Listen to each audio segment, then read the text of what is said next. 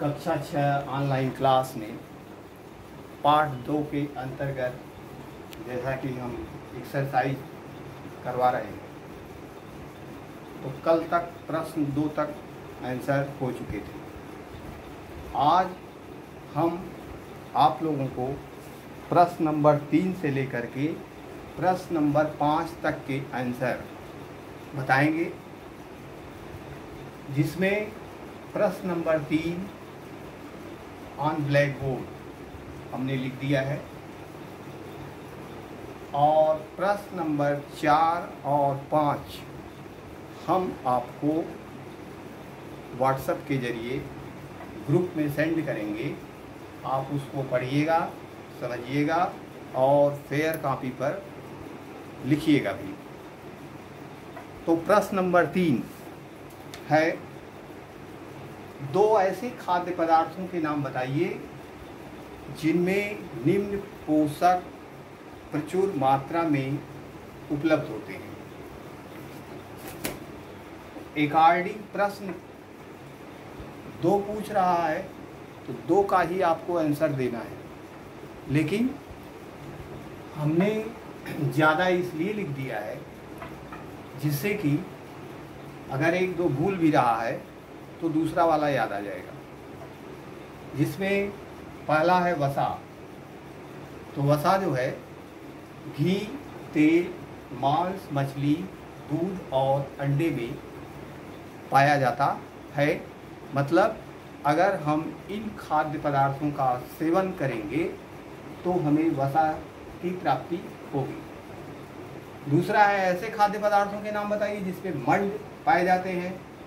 तो उसके अंतर्गत आता है आलू, शकरकंद, चावल।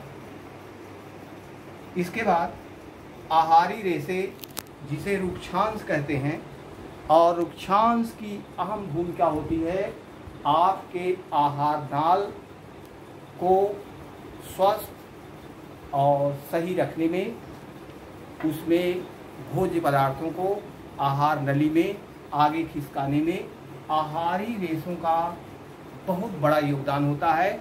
और आप बच्चों की विशेष आदत होती है स्वभाववश कि आप चाट, समोसा, फुल्की, बिस्किट्स, मैदे वाली चीज़ें ज़्यादा यूज करना पसंद करते हैं, जो कि आपके आहार नाल को चिपक करके जाम कर देता है, जिससे विभिन्न प्रकार के रोगों से आप भविष्य में ग्रसित हो सकते हैं।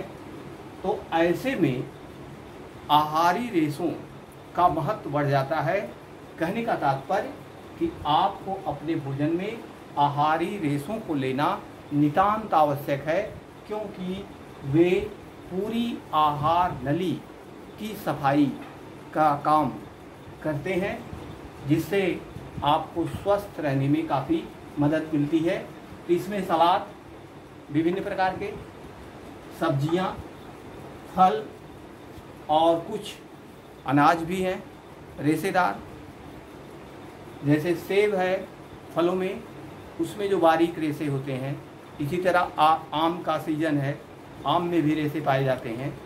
तो ये सब आहारी रेशे आहार नाल में भोजन को खिसकाने में काफ़ी मदद करते हैं। नेक्स्ट है प्रोटीन।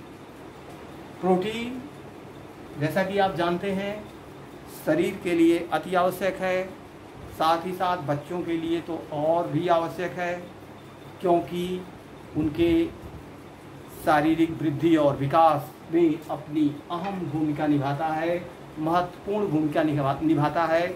अगर आपके आहार में प्रोटीन की कमी हो गई तब भी आपका शारीरिक विकास समुचित ढंग से नहीं हो पाएगा और आप आगे चल करके विभिन्न प्रतियोगिताओं से वंचित रह जाएंगे, क्योंकि वहाँ पर लंबाई, चौड़ाई, सीने की नाप, तमाम चीज़ों की जानकारी लोग लेते हैं। इसलिए प्रोटीन का आहार में होना ज़रूरी है।